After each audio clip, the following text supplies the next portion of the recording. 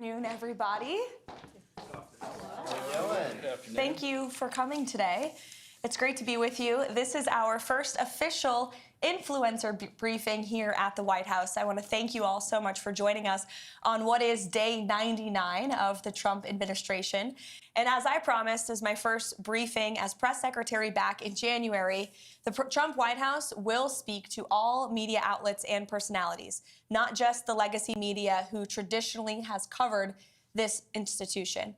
Tens of millions of Americans are now turning to social media and independent media outlets to consume their news. And we are embracing that change, not ignoring it. It's well past time that the White House press operation reflected the media habits of the American people in 2025, not 1925. And thanks to President Trump, a select group of DC-based journalists no longer have a monopoly over press access here at the White House. All journalists, outlets, and voices have a seat at the table now, and you being here today for this briefing proves that. Today officially marks the 99th day of promises made and kept by President Trump. Our primary focus today is how President Trump has fulfilled one of his central campaign promises to the American people in record time, ending the massive illegal invasion and securing our nation's southern and northern borders. As we know, Joe Biden allowed millions of criminal illegal aliens to pour into our country over the past 4 years. And as we all know, a significant number of those aliens have been vicious gang members, murderers, rapists, and pedophiles. Innocent Americans like Laken Riley, Jocelyn Nungray, Rachel Morin, and many others have been murdered because of Joe Biden's open border. President Trump made a promise to the American people, to all of you, and your audiences, to end the carnage and keep our country safe. And he has overwhelmingly delivered on that promise. He immediately declared a national emergency on the southern border, deployed the U.S. military and Border Patrol to repel the invasion, and ended reckless catch and release policies.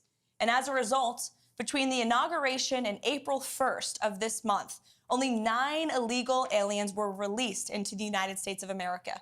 This is a staggering 99.99% decrease from more than the 184,000 illegal aliens who were released into the country under Joe Biden during that same period last year. You can't get much better than 99.99% decrease. Total attempted illegal crossings at the southwest border hit a record low in February, only to fall to another record low again last month in March. President Trump signed the Laken Riley Act into law, requiring illegal aliens arrested or charged with theft or violence to be detained. And he reestablished the successful Remain in Mexico policy from his first term. The president has also restarted construction of his signature border wall. More than 85 miles have been built and are in various stages of construction and planning.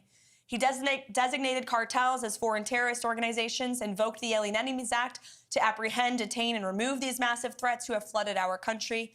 And the Trump administration, as you heard from our border czar Tom Homan earlier today, is working literally 24/7 around the clock to successfully arrest and deport illegal criminals and foreign terrorists from our communities, your communities. We're in the beginning stages of carrying out the largest deportation campaign in American history. And despite the legacy media's fear-mongering and lies about this, we will continue with these successful operations because we know that's what the American people are expecting from this president, and that's why they overwhelmingly reelected him to this office. Over the past weekend, it was announced Operation Tidal Wave was a joint effort in ICE Miami and Florida law enforcement agencies. Nearly 800 illegal aliens were arrested during the first 4 days alone. I don't know if we have any Floridians in here, but you're welcome. Operation Tidal Wave is a preview of what is to come around the country. Large-scale operations employing our state and local law enforcement partners to get criminal aliens off our streets. And we will not apologize for this. This is the first of its kind multi-agency immigration enforcement operation coordinated by ICE with federal partners. And this multi-day operation has so far resulted in nearly 800 illegal aliens apprehended in 4 days, including MS-13, murderers, rapists, drug traffickers, and human rights abuses. So, safe to say, President Trump made a promise to all of you, your audiences, and the American public to secure our nation's borders. He has overwhelmingly delivered on that promise. And you will see the legacy media has nitpicked stories to try to drum up sympathy for people who broke our nation's laws. This White House has sympathy for American citizens, for law-abiding families who are doing what's right, who came here the right way. That includes legal immigrants who have come to this country, paid their dues, waited their turn, and are now being cheated and ripped off by, or were being cheated and ripped off by the previous administration. We are putting Americans first every day, and we applaud the ICE agents and Border Patrol agents who are on the ground doing this important work. That's just the border. Of course, the president has been working incredibly hard to unleash the might of our economy here at home. He's in the process of negotiating fair trade deals abroad with many countries around the world who have come to the table because the president is using the leverage of this office of the United States of America to leverage our economic might and to cut good trade deals. You also look at what's happening on the world stage when it comes to foreign policy. The president has put the world on notice. They all understand that we have a commander-in-chief in the Oval Office who is going to put America and our troops first, who's going to do what's right for our country, our nation, our people, even if that means making tough decisions. And we are closer today to a peace deal in Russia and Ukraine, certainly than we were when we took office on January 20th. If you look at the situation in the Middle East, Israel has never had a stronger friend than they do right now in the Oval Office with President Trump. We've had more than 75 hostages who have returned home from around the world, or wrongfully detained individuals. You can only do that if you have a president who's unafraid to use the leverage of the United States. So there are many accomplishments to talk about this week. I haven't even mentioned the restoring common sense effort of this administration to get men out of women's sports, to root out DEI and waste, fraud, and abuse from our federal bureaucracy. The president has done so much in such little time, and we're working very hard here every day.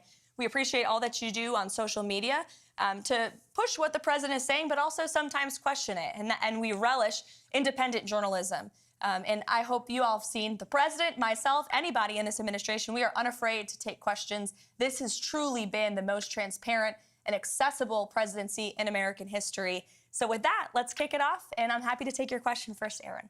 Thanks so much, Caroline, both for having us and for granting me the first question here. Sure.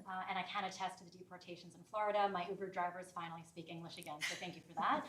But my question for you is, what are the administration's plans for those who continue to defy the executive orders? Most notably, on my mind, are the ones related to what some would call trans men. I would call men masquerading as trans women, which are men masquerading as girls in girls' sports. Mm-hmm. Sure. Obey federal law, or you will be prosecuted. Obey federal law, and you could see your federal funding cut. Whether you are a college or a university, we have seen the president, again, using the leverage of this administration and to negotiate deals with some of the biggest colleges and universities in this country. And if they don't want to come to the negotiating table to apologize for the federal laws they have broken, to apologize for allowing Jewish American students on our nation's campuses to be unlawfully bullied and harassed, then there's going to be consequences for that illegal behavior. Same thing with men in women's sports. The president signed a very strong executive order, making it the policy of the United States federal government that there are only two sexes, male and female, and we are not going to tolerate biological men competing in sports or impeding in private spaces for women like myself or you. And we've seen states defy this federal order. You've seen the state of Maine, unfortunately, because of their liberal governor, who nobody in that state disagrees with, I will add, being from New England, I can attest to that. People are incredibly fed up with her trying to oppose this common sense message. You've seen young women who have had to go on television to plead with their governor, please stop letting men play against me in sports. We shouldn't live in a country where that even has to happen. The president deeply understands that. That's why he signed that EO.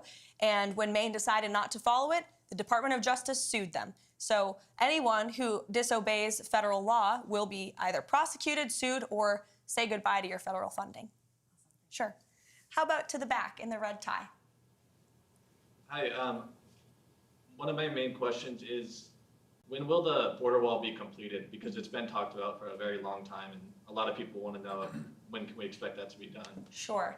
I don't have an official timeline for you, but certainly it's a priority of the administration. The president has talked about this for years, right? It was his signature campaign promise dating back to 2016. People laughed at him when he originally brought this idea up, but now the whole world recognizes a border wall is effective.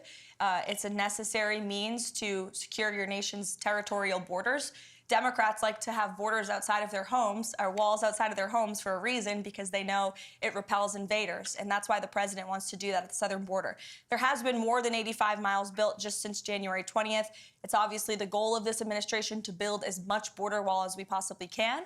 And we need Congress's help to do that. We need more federal funding. The president's working closely with Speaker Johnson and Senate Majority Leader Thune to pass a solid reconciliation package that not only provides more funding for our ICE agents and Border Patrol agents on the ground, but to continue construction of that border wall as well. Sure, go ahead. Madam Leavitt, congratulations on this endeavour to bring in new media, and can I start by thanking you for including the British, and I'm deeply proud to be the only British representative here. I hope future events you might include more. Thank you. I've got two questions, if I may be so bold, regarding my little old country across the pond. First and foremost, it's regarding trade deals. So your Vice President Vance, said, no free speech, no deal. The British Business Secretary, whose name is Jonathan Reynolds, has said that in the trade talks with the Commerce Department, the US Commerce Department, there has been no material, that free speech has been not a material factor in negotiations. So my first question is it the case that free speech is no longer part of negotiations? And my second question, if I may, is in Britain, we have had over a quarter of a million people issued non-crime hate incidents. As we speak, there are people in prison for quite literally reposting memes. We have extensive prison sentences and for tweets, social media posts, and general free speech issues. Would the Trump administration consider political asylum for British citizens in such a situation? Well, to your latter question, it's a very good one. I have not heard that proposed to the president, nor have I spoken to him about that idea, but I certainly can and talk to our national security team and see if it's something the administration would entertain. Yes, please. To your first question about free speech in the United Kingdom, the vice president has been incredibly outspoken about this for good reason. And the president has spoken about this as well directly with your prime minister when he was here for a visit to the White House.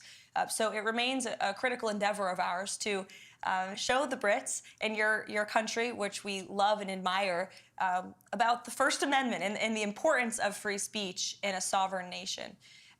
As for the trade talks, I understand they are moving in a very positive way with the United Kingdom. I don't want to get ahead of the president or our trade team and how those negotiations are going, but I have heard they've been very positive and productive with the United Kingdom. And I will say the president always, both publicly and privately, speaks incredibly highly of your country. He has a good relationship with your prime minister, though they disagree on domestic policy issues. I've witnessed the camaraderie between them firsthand in the Oval Office, and there is a deep mutual respect between our two countries that certainly the president upholds. Thank you. You're welcome. Mr. Spicer, it's Hi, good to see you here.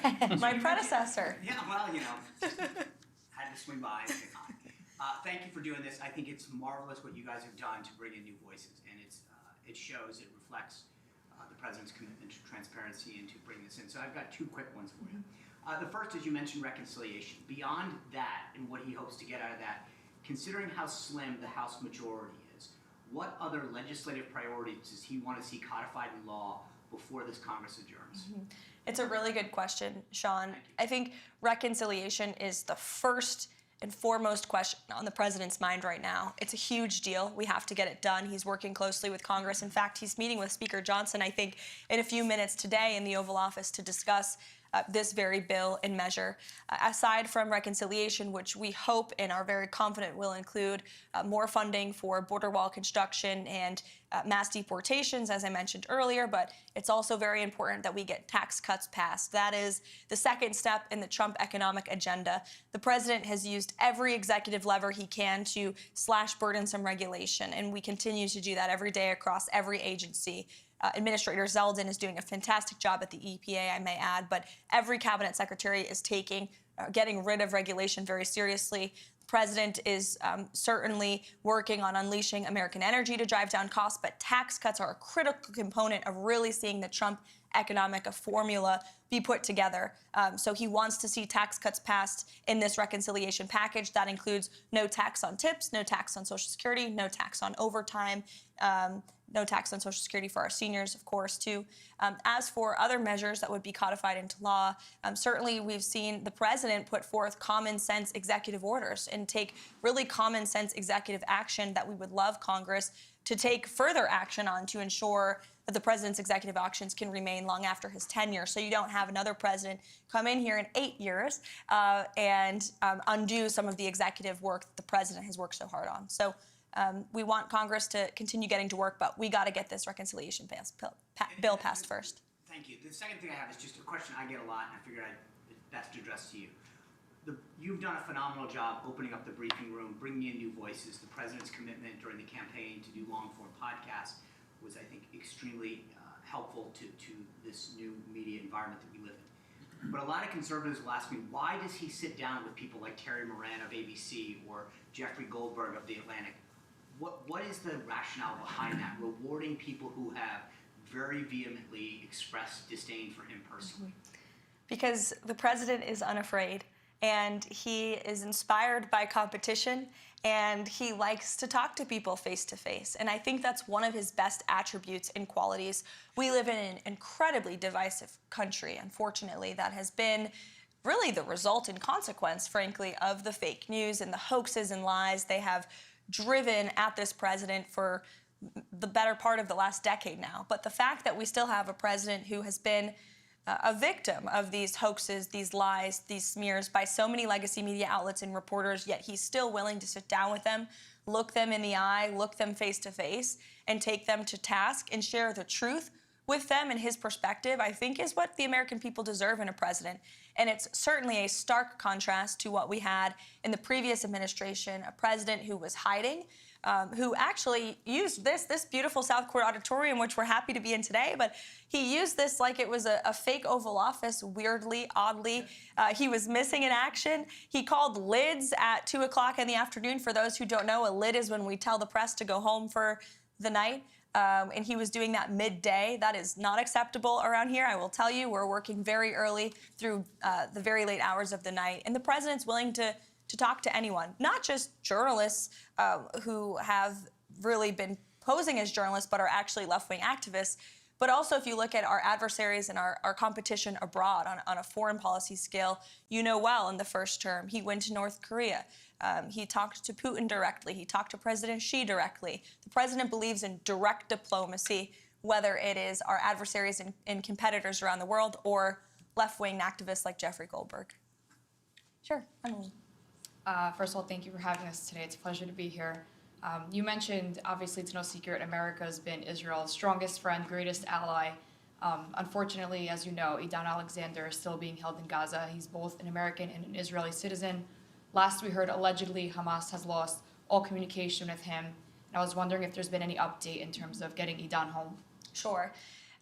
First of all, the reports last week were from Hamas media, and so we always take that, of course, with a grain of salt. We do our own verification on those reports. I talked to the National Security Council about Idan Alexander last week, as this is obviously a priority for the administration, and all I can tell you is that I can assure you that the Special Envoy Witkoff, Adam Bowler, who's been leading some of our hostage negotiations, Mike Waltz, the entire national security team, finding him and bringing him home is a priority for this administration, and they continue to work very hard on that every day. Thank you. You're welcome. Chad. First of all, thank you for the hospitality, always open and welcome, and thank you for the access. And I'll say to you again, for everyone, what I said to you a few weeks ago when we were here. I said it's so refreshing to have a press secretary after the last few years who's both intelligent and articulate. So thank you for that. I think that a lot of people would be curious to know if we have any details of what the private conversation between Volodymyr Zelensky and the president was there at the Vatican. I imagine that we don't know at this stage in the game, but more specifically, back to the border issue, the DOJ stated on Friday that they were floating the idea of potentially subpoenaing journalists to get access to whistleblowers. We know the last administration did not treat whistleblowers very well.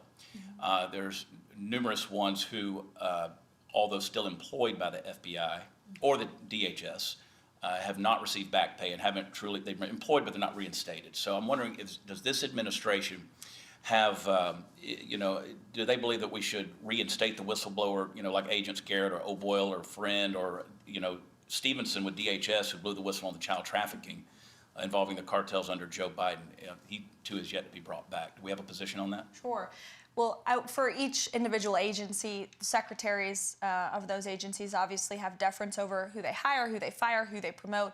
I can tell you certainly the president commends anyone who steps out and speaks the truth, especially against the malpractice that we saw over the last 4 years under the previous administration. I could speak to the two cases at the Treasury Department. The two whistleblowers there who blew the whistle on the Hunter Biden tax fraud case have been promoted by Secretary Bessent. So certainly we commend anyone who has the courage to step up and speak the truth. And as for those who unfortunately try to leak, especially classified information to the legacy media to put our troops in harm's way, our law enforcement officials at harm's way, leaks like that will not be tolerated. But those who are seeking to protect the truth will certainly be commended and applauded for that. Sure. Rogan, go ahead. Hi, Caroline. Good to see you again. Great to see you as well. Great job this morning, and as always, you're really crushing it. My question is about the Epstein files. And a couple months ago, the DOJ released what they called Phase 1 of the Epstein files, and they announced that a lot of those files, the remaining files, probably the bulk of the files, are actually in the New York field office. They requested that they be returned the day after, and some legacy media reports show that not only were those files returned to the DOJ, but that hundreds of FBI agents are going through them day after day and getting them ready for public release. Do you have any updates from the DOJ or the FBI on when those files are expected to be released, and also when we might start seeing some arrests of the client list? Sure. I can assure you that the Attorney General and her team at the Department of Justice are working on this diligently. For a specific timeline, I'd have to check in with them, and we can certainly do that for you, Rogan, in the effort of transparency. But I will tell you, the Attorney General is a bulldog. She is someone you want on your team, and when she wants to get something done, she gets it done. I've seen her do it in various instances already in her time as Attorney General, and when she makes a promise, she keeps it. So I think I don't have a specific timeline on you for that, but I do know that they're working on it over there. Thank you. Sure. Go ahead. Thank you for having us here.